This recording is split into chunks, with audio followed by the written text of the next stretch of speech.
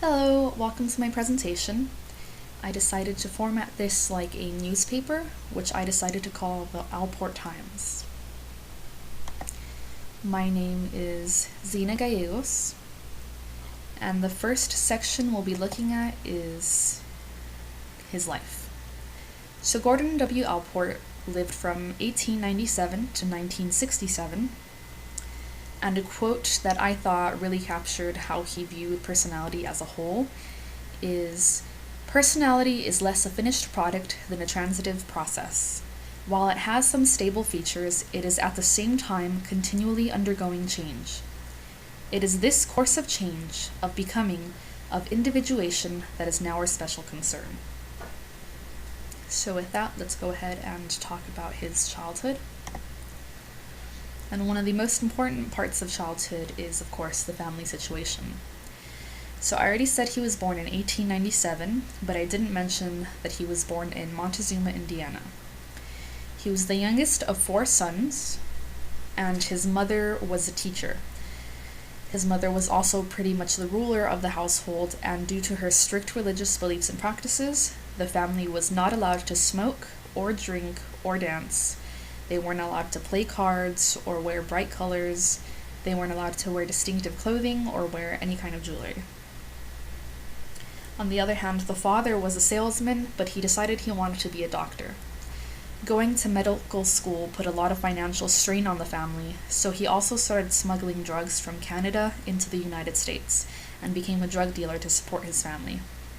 He did eventually open up a private medical practice. This picture at the bottom is one of Allport's brothers. His name is Floyd Henry Allport, and he was a key figure in establishing experimental social psychology. Interestingly enough, this was the only family member of Allport's that I was able to find a picture of. So then with his family situation in mind, we can go into his childhood now. And much of Allport's childhood was spent in isolation. He was too young to play with or get along with his brothers. He had very few friends, and he noted he wasn't really good at any sports or games as a child, so because of all of that, he felt rejected. In the textbook, there's a quote by Allport that reads, "I suffered agonies on the playground. I never really got on with my brothers. They didn't like me, and they weren't kind, and I couldn't possibly compete with them. They were all a little more masculine in type than I was." So we could see just from that single quote that he had a tendency to compare himself to his brothers, and that pretty much continues into adulthood. And speaking of adulthood, the adult years. The isolation and rejection from his childhood resulted in him developing feelings of inferiority, which he tried to overcome by constantly striving to excel in life. As an adult, he also constantly lived in his brother Floyd's shadow.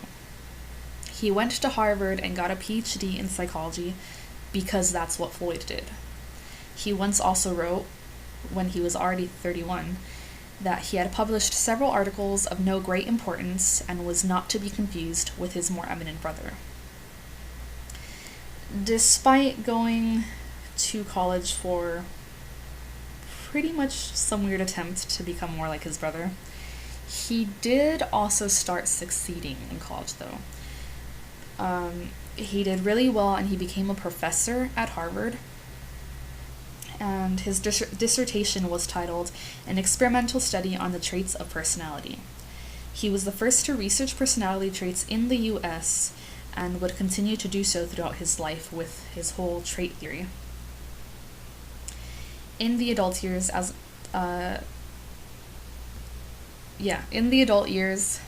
he also met Freud once and considered the experience to be traumatic, but we'll talk more about that later. The next section we're going to talk about is Allport's theories and beliefs.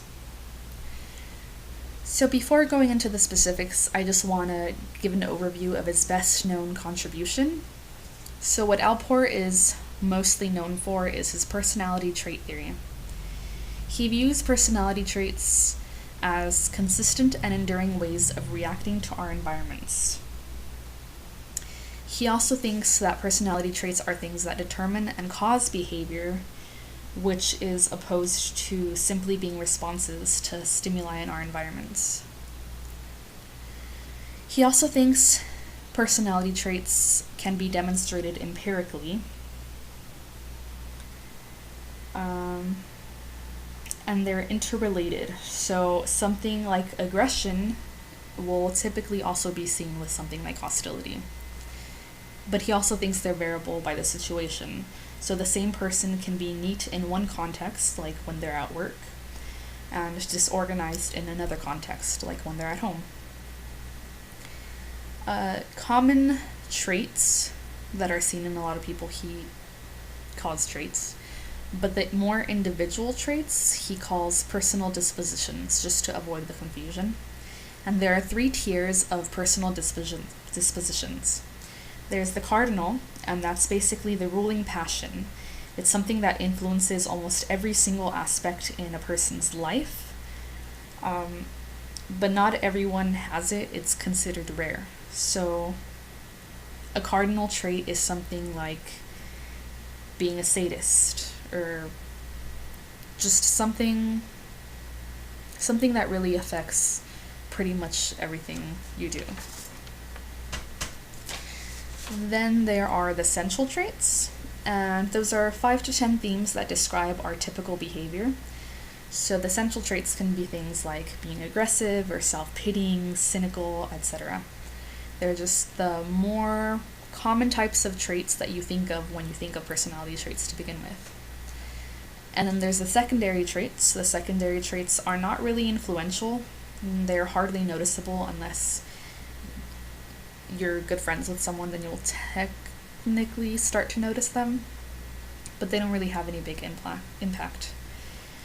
They're smaller things, such as a preference for a certain food or certain music. Now we can move on and talk about Allport's view on women. So Allport never explicitly stated his views on women, but he did work on something called The Nature of Prejudice, along with other research on discrimination. Based on his language and phrasing, he doesn't really see women as any different or inferior to men. There's this one quote from The Nature of Prejudice that reads, "For some people, misogynists among them, the sex grouping remains important throughout their lives. Women are viewed as a wholly different species of men, usually an inferior species. Such primary and secondary sex differences as exist are greatly exaggerated and are inflated into imaginary distinctions that justify discrimination." The tone of that quote kind of makes me think he doesn't agree with them and he separates himself from people that think that way, which, even though he never explicitly states it, makes me believe he doesn't see women as all too different from men. Now, his view on religion. Allport felt that religion and faith were important aspects of the personality. He actually did a lot of work on religion, which may or may not have been due to the fact that his mother was really religious growing up. But he studied the meaning of religion specific to individuals instead of just group settings. He also constructed scales for measuring religion.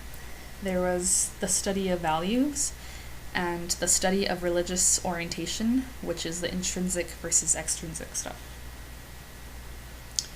So he held the idea of religious maturity. Someone mature valued religion for its own sake and thought of it intrinsically, while someone immature valued religion for what it could do to them and thought of it extrinsically. He was also interested in the relationship between religion and prejudice, and believed that extrinsically oriented people were a lot more likely to be radically prejudiced than those who were intrinsically oriented.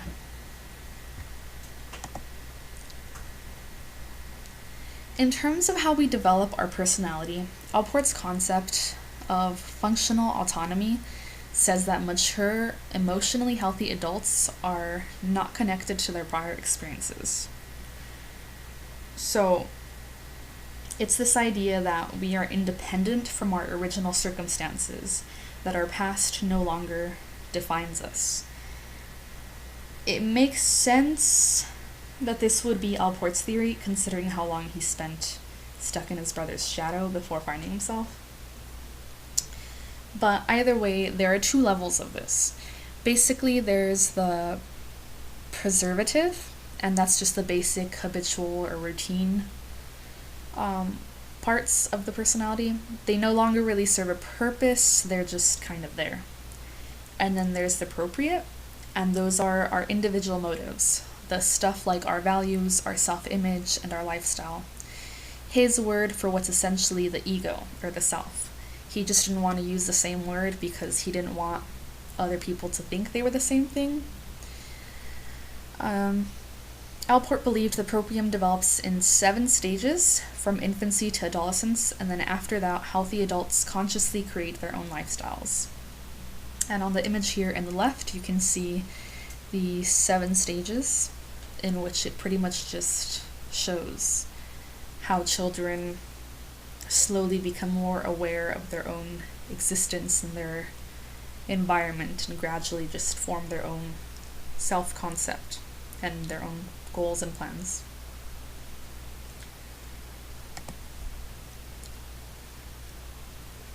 Speaking of children, infancy was essential to the development of the proprium. More importantly, though, he really focused on the bond between infant and mother as a source of affection and security. He thought that the proprium will develop steadily and healthily if the infant receives enough attention, affection, and security from their mother. If the child doesn't, they will not mature properly and become insecure, demanding, self-centered, and later on, as an adult, they'll become neurotic.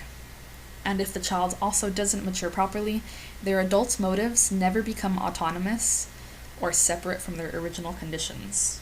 So the personality basically doesn't change or separate itself from the childhood conditions if they don't mature correctly. The healthy, normal adult does.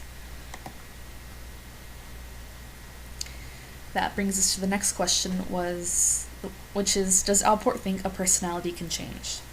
Of course he does. That's his whole thing.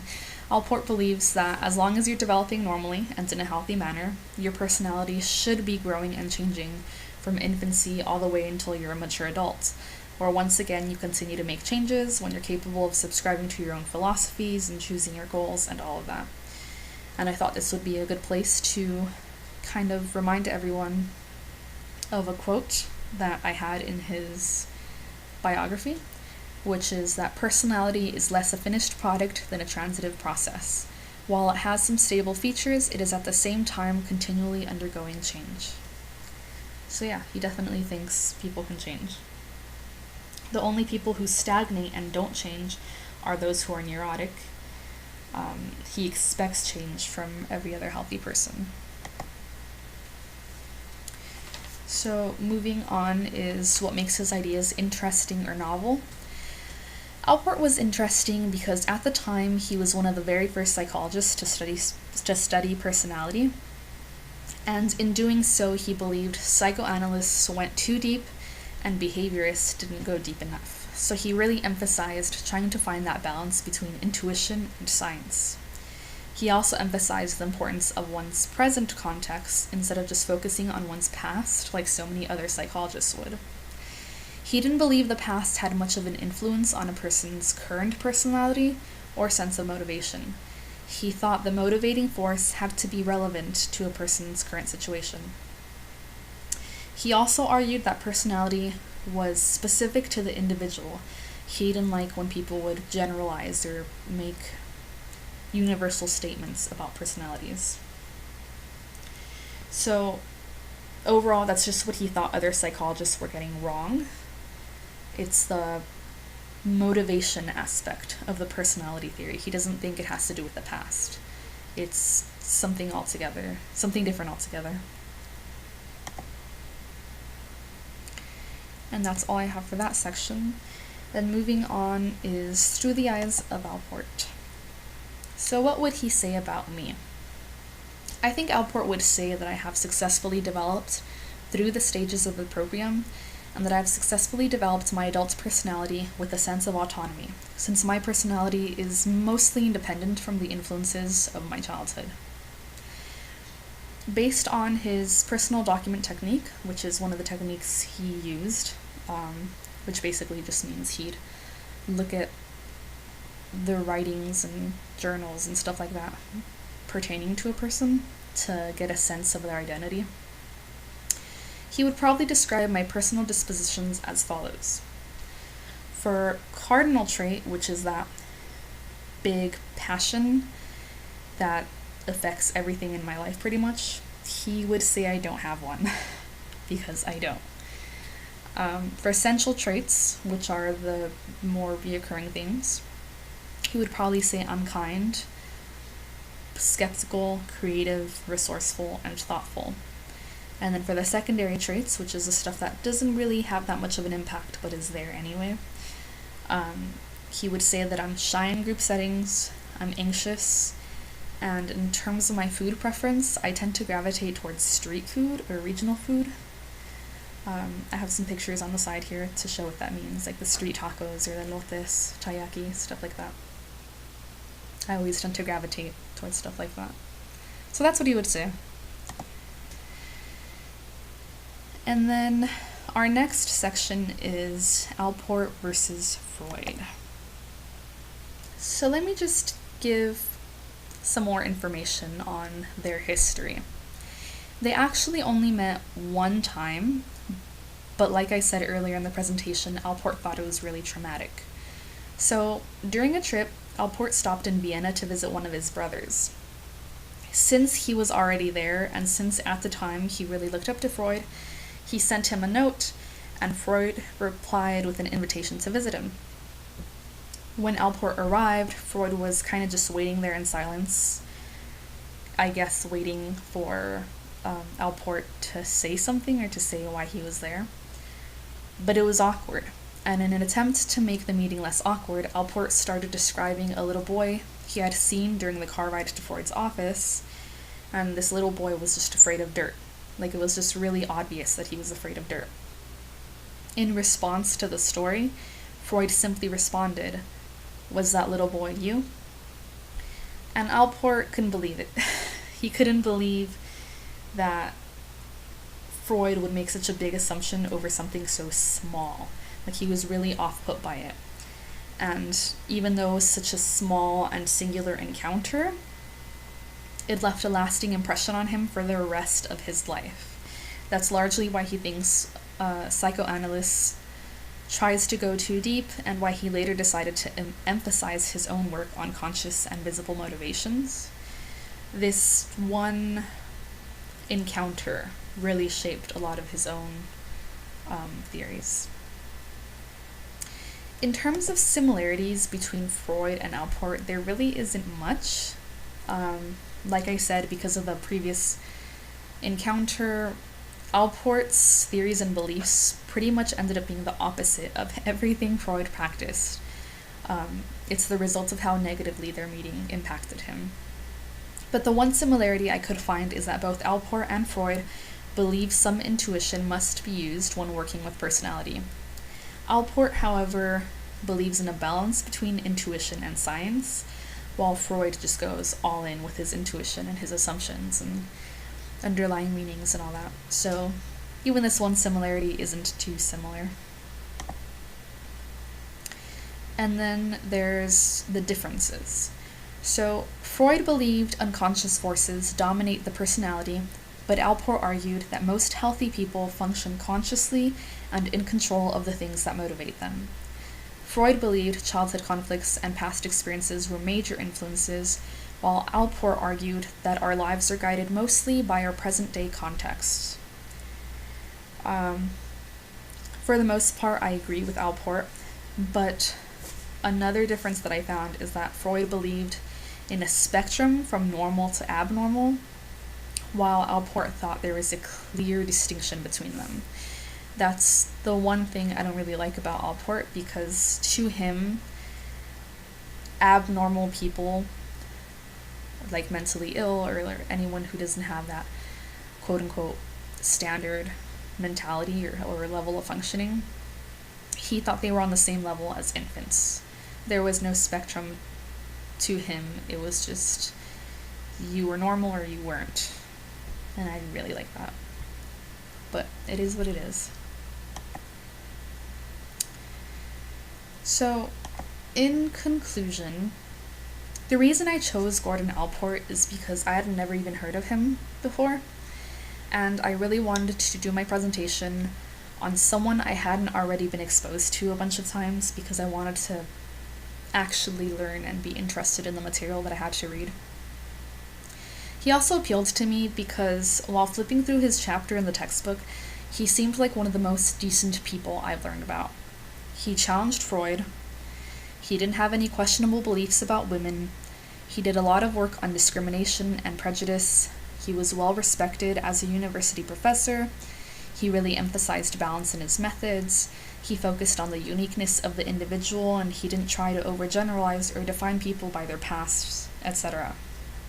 So overall, I chose him, and I like him because for the most part, he sounds like he was really cool and respectable.